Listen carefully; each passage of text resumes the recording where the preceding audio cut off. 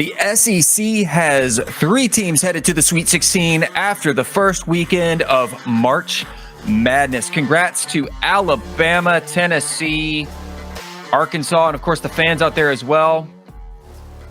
And to Texas A&M, Missouri, Auburn, Kentucky, hey, look, I know it's a disappointment. There are a lot of things to feel good about on the season. Better luck to you next year. We're going to recap the losers first from week 1, then we'll talk winners, and then we'll end with a look at our second chance bracket, aka the SEC recap redemption arc. So I'll go ahead and pull up my bracket here, I reckon. So we'll start with Texas A&M. Texas A&M out in round 1 versus Penn State. Penn State just a little too much to handle. I really like the Aggies this season, but I had a feeling I had Penn State picked over Texas A&M in my original bracket. I had a feeling that was just going to be a little too much for them. Let's talk Mizzou, Princeton. Mizzou, great game 1 over Utah State, feeling good, headed into round 2. Princeton, the darling, upset number 2, Arizona, big time win. Missouri did not look like they even belonged on the same court as Princeton. Chalk it up to experience, seniors, whatever. Missouri should have, had way more athleticism, way more physical talent. Princeton just outplayed them. I mean, they gave Arizona a scare. Didn't think they'd do it twice in a row to an SEC team. Princeton is headed to the Sweet 16 for the first time since 1967. They're just physically matched with Missouri. They, out-rebounded 44-30, 16 offensive rebounds that led to 19 second chance points. Princeton will get the winner between Baylor and Creighton. That game will be in Louisville. Tigers, the Missouri Tigers, that is, good season, great offense. I think good things are in store there for Mizzou fans. For Missouri basketball fans in the future. But man, Princeton just showed up and Missouri did not have an answer. We will look at this bracket breakdown a little bit more when we get into our second chance bracket talk. Let's talk a little Houston and Auburn. So Auburn, good game 1 against Iowa. Those 8-9 games are always coin flips. Auburn, really solid showing, went up against Houston. Marcus Sasser ends up, playing through the groin pain. Guess he's still occasionally having issues, but when they came up against Marcus Sasser in Houston, it was a hot start. But once Houston got going, that was all she wrote. Auburn was just throwing up bricks the second half. Marcus Sasser had 22 points, 5 threes. They topped Auburn 81-64 in round 2. Tremont Mark added 26 points while after being down 10 at the half. Auburn just struggled in the second half. They went more than 10 and a half minutes without a field goal, finishing just 4 of 24 from the field. Houston had 12 blocks. Walker had most of those. Juwan Roberts had a few. Houston is headed to the Sweet 16 in Kansas City. They will face either Indiana or Miami. And guys, I'm recording this on Sunday afternoon. So some of these games are ongoing right now. Some will be played a little bit later, but I am looking at Marquette and Michigan State going at it right now. Michigan State currently leads 44-42. St. Mary's and UConn just hit the half. UConn up by a point, 31-30 over St. Mary's. We got Creighton Baylor coming up next. Fairleigh Dickinson, Florida Atlantic, Miami, Indiana, TCU, Gonzaga to end the night. So I am getting ahead of the Sunday afternoon and Sunday evening action here, but I'm going ahead and projecting out a little bit of my second chance bracket talk because I didn't want to wait till Monday morning. Plain and simple. All right, let's talk Kentucky. That game just finished a couple hours ago. Kentucky Wildcats versus the Kansas State Wildcats. That was a thriller, especially the late half. Kansas State overcame a really bad start, bad shooting from behind the arc. They missed 13 three-pointers, and then all the shots started falling. Marquise Knoll put on an amazing performance. What a stud. 23 of his 27 points in the second half. some clutch threes, a couple that dropped there in the last couple minutes of the game that just blew my mind, gave them the lead, and then they just sealed it there. Oscar Tshiebwe, very impressive, 25 point, 18 rebounds. Kansas State just outplayed it and outlasted you till the end. So Kansas State will get the winner of Marquette, Michigan State, which is going on right now. Kentucky, sorry, but you are out of it. In the same region, the East, Tennessee and Duke. Tennessee was just more physical than Duke. 65-52. Not really pretty first half offensively for either team. But in the second half, Tennessee just out-physicaled them and then found some success with Vescovi and Kamwa. Kamwa was by far away the stud, 27 points, 13 consecutive during that long stretch in the second half. Vescovi added 14, had 5 assists, played great defense. The Vol seniors just, providing that experience that you can't teach in these tournament type situations. Tennessee just more physical. It was a little too much for Duke. They were a bit undersized when you compared them to Tennessee.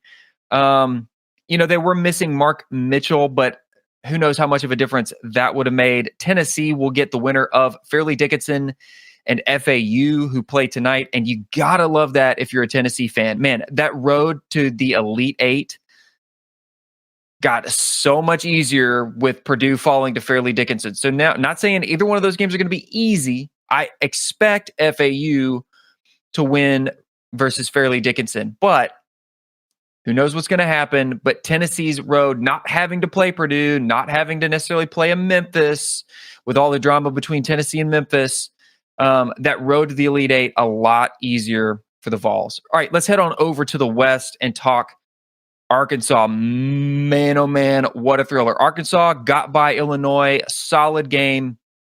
But the talk of the town is going to be that Kansas matchup. You take down a 1 seed, you're a tournament hero. Musselman, dude, those players after the game, that was something to watch. Musselman was, ripping his shirt off, climbing onto the press table, waving it over his head, as he does. Arkansas overcame some rough offensive play, some late foul trouble. But man, what a great game. Devontae Davis, 25 points. Ricky Council, 21 points. Rallying from a 12-point deficit in the second half. Kansas was ahead 35-27 at the halftime.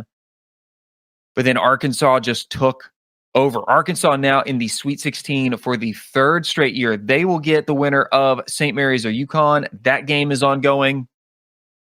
And that will be for the West Region semifinals in Las Vegas. Finally here, we'll talk Alabama. Not a whole lot to say here. It was a relatively easy game when you compare it to some of the others. They won 73-51, kind of cakewalk. But you had to be thinking with number 1 seed Purdue having gone down, with number 1 seed Kansas having gone down, with Auburn that was leading number 1 seed Houston at the half. A lot of people were kind of wondering, might have been thinking, will there be any 1 seeds left after the second round? Will we have any 1 seeds in the Sweet 16? Well, Alabama put an exclamation point on that win. Javon Quinterly, 22 points. Brandon Miller, 19 points. They got hot. Alabama starters were able to sit in the final minutes of the game with a comfortable lead. That's always good. You want to see that.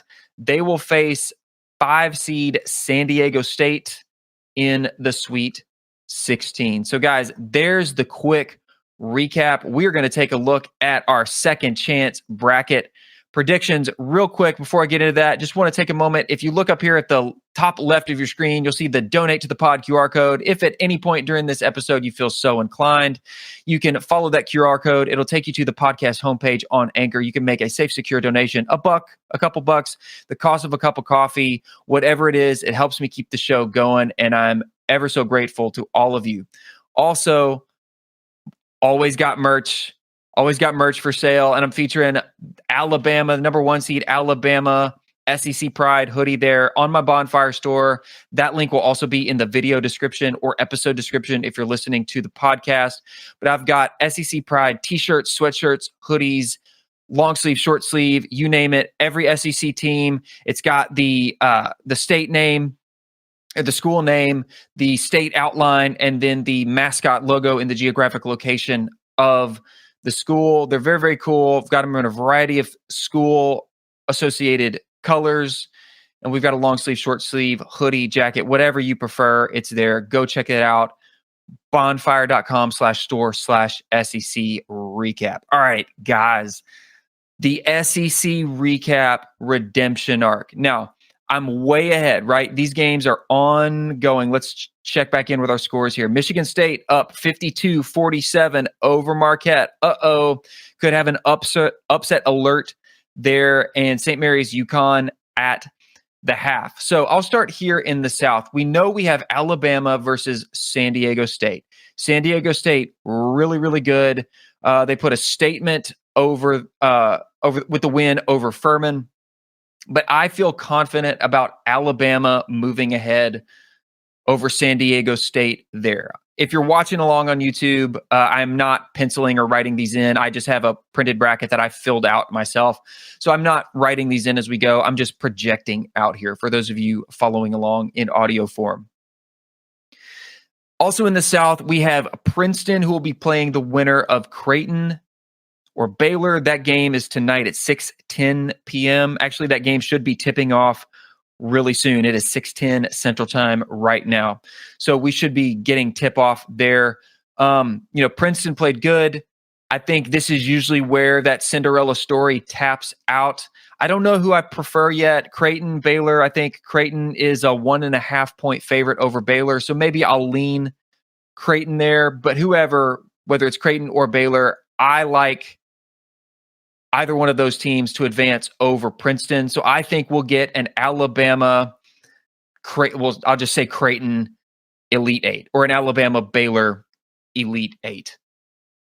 And then when it comes to Alabama or Baylor, not having to go through Arizona anymore with Princeton taking them down, I like Alabama now to go all the way to the Final Four. I initially had them tapping out against Arizona in the Elite Eight, but their path got a lot easier. You love that if you're a Crimson Tide fan. So give me Alabama making their way out of the South into the Final Four. Let's head on over to the Midwest. We had Xavier, who stomped Pitt earlier today, and we had Texas with the win over Penn State. So we know we're going to get the Xavier-Texas matchup. I don't have a strong leaning here. I couldn't even tell you who's favored now. I'd have to look a little bit ahead if those games are even posted. Let me see if I can find that here. Texas currently a 3.5 point favorite. So maybe I lean Texas here over Xavier. Then Houston will have the winner of Miami or Indiana. That game being played tonight, this evening as well, 7:40 Central Time tip. I still like Houston in that game. I originally took Houston all the way to the Final Four. Not much has changed for me there, especially with Marcus Sasser still playing. So give me Texas as the winner of Texas Xavier. Give me Houston as the winner of either Miami or Indiana. And then I will continue to take Houston over, let's say, Texas into the Final Four. So coming out of the South, I got Alabama. Coming out of the Midwest, I'm going to stick with the Houston Cougars. We'll travel on down to the Western region. 2 games left to be played, 1 ongoing. We have Arkansas facing the winner of St. Mary's and UConn. That game really, really close. Just a 1 point game at the half right now. I was leaning UConn. We'll see. It could be St. Mary's.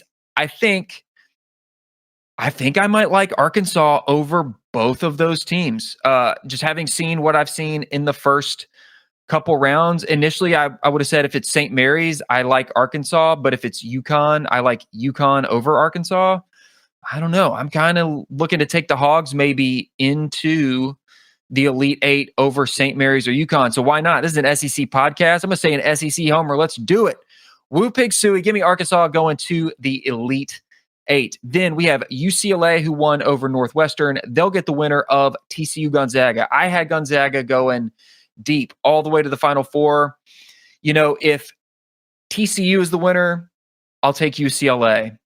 But if Gonzaga is the winner here, I'll take Gonzaga over UCLA. So that would give me an Arkansas-Gonzaga Elite Eight matchup in the West. And that's where it ends for the Hogs for me. I like Gonzaga to get out of the West into the Final Four to face Houston. So Gonzaga out of the West, Houston out of the Midwest for that Final Four matchup. Finally, over to the East, our final division. Kansas State, the winner of today. Tennessee over Duke yesterday. Tennessee will get the winner of Fairleigh Dickinson or FAU. If Fairleigh Dickinson somehow pulls that one out of their Fairleigh Dickinsons, I like Tennessee. In fact, I love Tennessee to get to the Elite Eight. FAU, great team. I'm a little more concerned about Tennessee versus an FAU. But if the Vols are finally finding some offense, that was always the biggest question without Zakai Ziegler. But if they've got Kamwa stepping up and Vescovy and Tyreek Key and guys who can make some shots when it counts, I like Tennessee. So you know what? Whether it's FAU, whether it's Fairleigh Dickinson, SEC podcast, I'm going to say an SEC homer. Give me Tennessee going to the Elite Eight. I would favor them in versus either one of those teams. No doubt. Then Kansas State will get the winner of Michigan State Marquette. This game is coming down to the wire. 3.5 minutes left. Michigan State leads by 2, 56-54. I originally had Marquette coming out into the Elite Eight and beating probably either Memphis or Purdue, whoever I had winning that bracket, or possibly Duke. Maybe I had Duke and going to the Final Four. But if we get a Michigan State, I like Kansas State over Michigan State to face Tennessee in the Elite Eight. If Marquette comes out of this matchup alive, I still might like Kansas State. So give me Tennessee versus Kansas State in an Elite Eight matchup. And man, that's a tough one. Tennessee, though, physicality, that defense, I think they might be favored versus Kansas State. Now, Kansas State can hit. When they hit threes, I don't know that Tennessee could keep up with them scoring-wise if they can hit those threes. But if Tennessee could limit that, then I like Tennessee. So I'll project Tennessee to come out of the East region. Oh, it just feels wrong saying that for some reason. But that's what I'm going to do. Tennessee coming out of the East region for their first ever Final Four. Am I really saying that? Are those words really coming out of my mouth? Could Rick Barnes do that? Guys, let me know in the comments. Am I crazy here? I feel like a madman right now. Okay, so that means they would face Alabama again. They beat Alabama in the regular season. Boy, that would be phenomenal. A phenomenal Final Four matchup. So out of the East, Tennessee facing Alabama out of the South, Gonzaga out of the West, facing Houston out of the Midwest. From those matchups, I like Houston over Gonzaga. Gonzaga is a great team too, though. Might have to revisit that one when second chance brackets go live later tonight. By the way, stay tuned because I will post my for real second chance bracket. I'll post it in the comments on this video and I'll post it on my website. So by the time you're watching this, I may have adjusted some of these predictions, but this is just how I feel in the moment. And then Alabama, Tennessee. Tennessee beat Alabama in the regular season, but neutral site. As hot as Alabama is, as good as they score, I just don't see it happen again, especially without the point guard play that Tennessee has had before Zakai Ziegler went down. So give me an Alabama versus Houston matchup. This is a big change from what I had in my initial bracket. Oh, do I pick Alabama? Do I pick Houston? I'm an SEC podcast. What would I be doing if I picked against the SEC team? So if we get an Alabama versus Houston championship matchup, give me Alabama, the Crimson Tide to roll to get that national championship. The path just looks so clear for them right now. Houston's playing good, but if anything happens to Marcus Sasser and they lose him or he's unable to finish out the tournament, man, you just love the chances for whoever they might be facing in that national championship. So give me Alabama over Houston Final score, I don't know, anything that adds up to 140. Final score, we'll say 75 to 68, Alabama. So there you have it. There's my second chance SEC recap redemption arc. I'm taking Alabama all the way to win it all. Stay tuned. I'll post that on my Twitter. By the way, if you don't follow me on Twitter, you can follow me there at SEC Recap. I don't tweet a lot, but I've been tweeting more during the tournament. After tournament wraps up, of course, we'll be talking spring football. We'll be talking fall camp as we get through the summer. We'll hit on a little bit of baseball too, especially as the World Series starts to unfold. Guys, thank you so much for tuning in. Don't forget to like, subscribe, leave a comment below, donate to the pod if you feel so inclined, or head to my Bonfire store and check out that sweet SEC Pride merch. I'll be tweeting along right here with you all tournament long, recapping the action as we go through. Stay good. I will catch you all on the next episode of the SEC Recap Podcast.